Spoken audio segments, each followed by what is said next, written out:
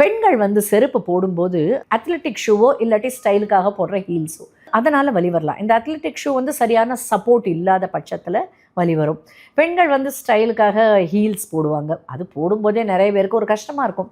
ஆனாலும் என்ன, ஒரு ஸ்டைல் இருக்க வேண்டிய ஒரு பட்சத்தில் அந்த ஹீல்ஸ் போட்டே தீர வேண்டிய ஒரு அவசியம். அது மாதிரி டைமில் அந்த ரெப்பிட்டேட்டிவ் ஸ்ட்ரெஸ் மூலமாக அவங்களுக்கு குதிகால் வலி வரலாம்.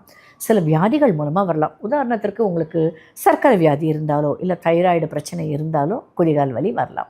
இது எல்லாத்துக்கும் விட கடைசியாக வருது என்னென்னா ஆஸ்டியோ ஆர்த்ரைட்டிஸ் அப்படின்ற ஒரு தேய்மானத்தால்.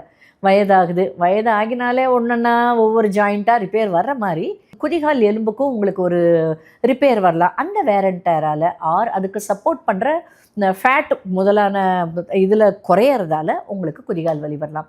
ஸோ இந்த காரணங்கள் எல்லாமே உங்கள் வாழ்க்கையில் இருக்குன்னா முதல்ல இந்த காரணங்களை தவிர்த்தாலே இந்த குதிகால் வலி வராமல் தப்பிச்சுக்கலாம்.